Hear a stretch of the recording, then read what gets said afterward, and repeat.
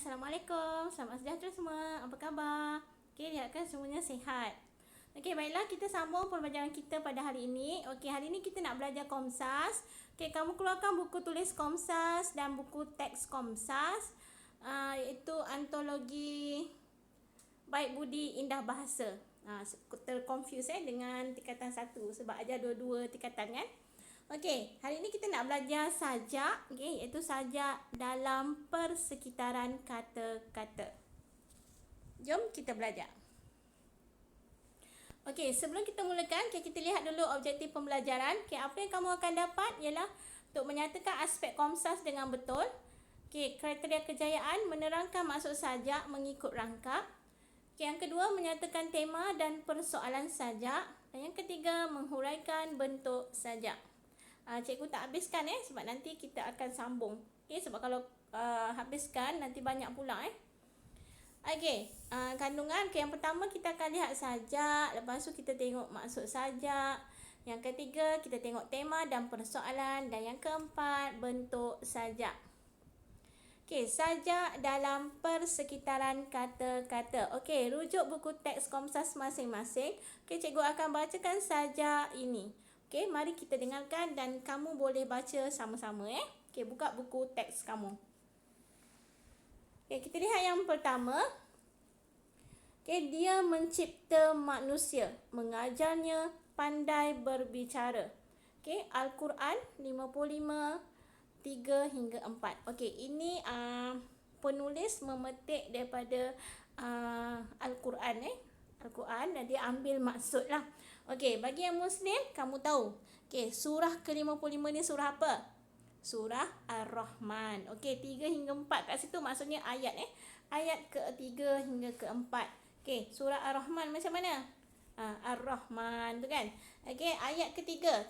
Cikgu bacakan sedikit lah. Bismillahirrahmanirrahim. Khalaqal insan. Tu yang dia katakan, dia menciptakan manusia. Allamahul bayan.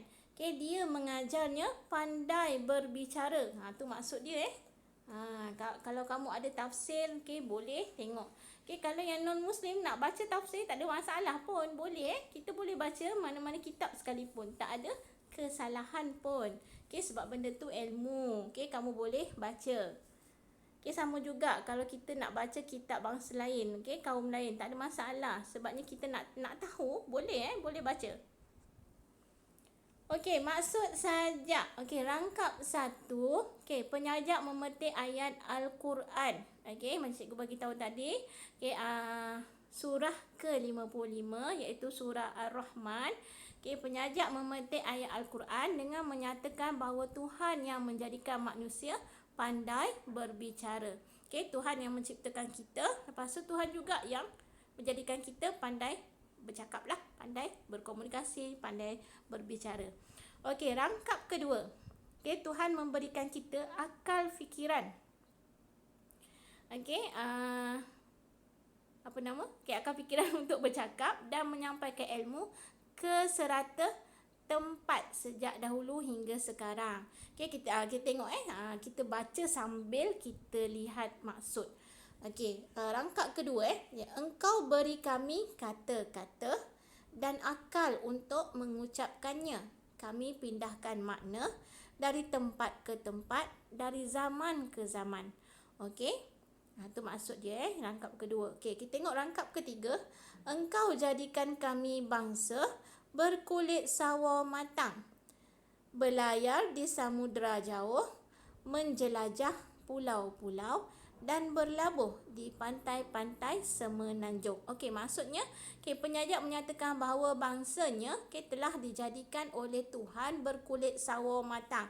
Kulit sawo matangnya maksudnya tak putih tak hitam lah, coklat-coklat macam tu. Kalau macam Cina putih kan. Kalau macam India dia agak gelap sikit daripada Melayu.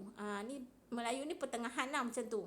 Kulit nak tak putih tak hitam macam tu lah, biasa je. Kemudian mereka berlayar ke merata-rata tempat sehingga ke semenanjung. Kita tengok rangkap keempat.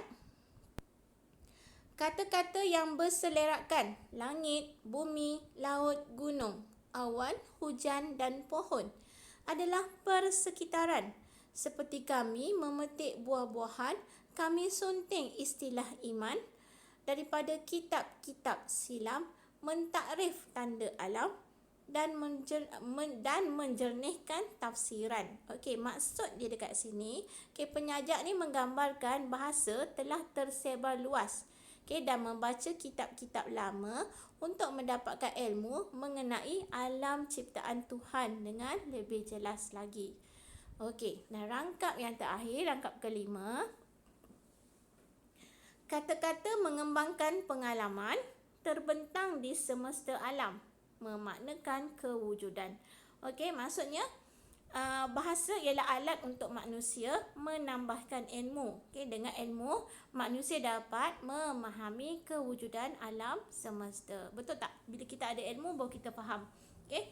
Macam mana pokok hidup, macam mana burung boleh hidup, macam itulah. Macam mana kita sebagai manusia boleh hidup.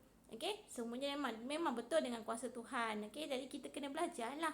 Kita belajar sains, kita belajar geografi, kita belajar bahasa Inggeris, kita belajar matematik, dan sebagainya. Tema sajak adalah rasa syukur atas nikmat berbahasa yang dianugerahkan oleh Tuhan kepada manusia. Maksudnya kita rasa bersyukur bila kita boleh bercakap, boleh berbahasa. Bahasa ni bukan bahasa Melayu sahaja, tapi ada banyak bahasa kan. Bahasa Cina, bahasa Tamil, bahasa Korea, bahasa Jepun, bahasa Arab dan sebagainya lah. Maknanya kalau kita boleh berbahasa daripada bahasa Melayu, bahasa Inggeris, kita sepatutnya rasa bersyukur lah. Maknanya tu nikmat nikmat berbahasa. Kita boleh bertutur, boleh bercakap, boleh memahami. Persoalan sajak. Yang pertama, bahasa ialah anugerah Tuhan yang penting kepada manusia. Yang kedua, sesuatu ilmu yang dipelajari bersesuaian mengikut tempat dan suasana. Yang ketiga, percaya dengan kebesaran Tuhan. Yang keempat, ilmu akan diperoleh dengan banyak membaca kitab. Maksudnya ilmu kita akan peroleh dengan membaca buku lah. Kitab tu maksudnya buku. Bangsa Melayu pada masa lalu merupakan bangsa pelayar. Ni memang zaman dahulu lah memang bangsa pelayar lah, belayar sana belayar sini untuk mencari ilmu, untuk bekerja, mencari rezeki. Kita lihat yang seterusnya. Bentuk sajak. Bentuk sajak. Bilangan rangkap. Ada 5 rangkap. Bilangan baris tak samalah. 3 hingga 9 baris dalam satu rangkap. Tak sama kan? 3 tu rangkap yang terakhir lah. Kemudian bilangan kata. 2 hingga 4 patah kata sebaris. Bilangan suku kata. 7 hingga 13 suku kata. Rima akhir dia tak sama sebab dia sajak. Jadi dia berbeza dengan pantun dan juga syair. Cikgu dah tulis kat situ rangkap 1 apa, 2 apa, 3 apa, 4 apa, 5 apa.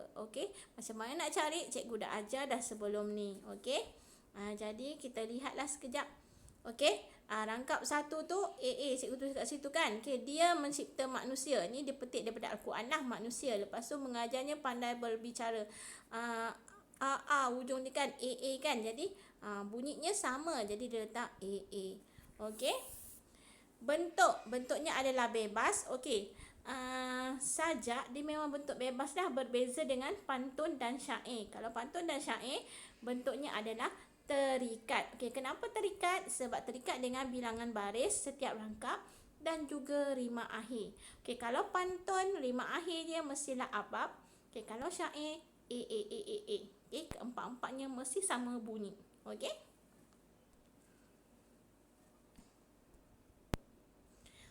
Untuk latihan, kamu jawab soalan-soalan yang cikgu dah bagi kat sini. Soalan objektif lah, tak banyak pun, ada 4 saja. Ni soalan 1. Dengan 2. Ni soalan 3 dah 4. Cikgu nak bagi perkataan, kit kata. Berlabuh. Ni ada dalam sajak itu. Saya tak ambil perkataan yang lain, saya ambil daripada perkataan dalam petikan. Okey, apa maksud berlabuh? Berlabuh tu maksudnya berhenti ataupun singgah.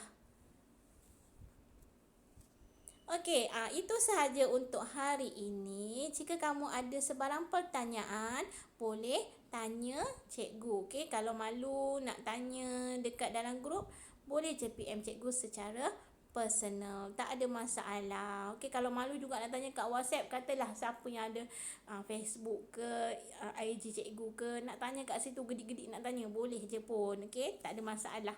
Okey, tapi lebih baik tanya dekat telefon sebab kadang-kadang saya jarang sikit nak tengok Facebook ke, Instagram ke, jarang ada masa free je baru saya tengok sebab saya amat busy di rumah. Okey. Jadi itu sahaja untuk hari ini. Tak faham boleh tanya. Okey, jaga kesihatan, jaga SOP. Okey, kita jumpa lagi di kelas akan datang. Bye.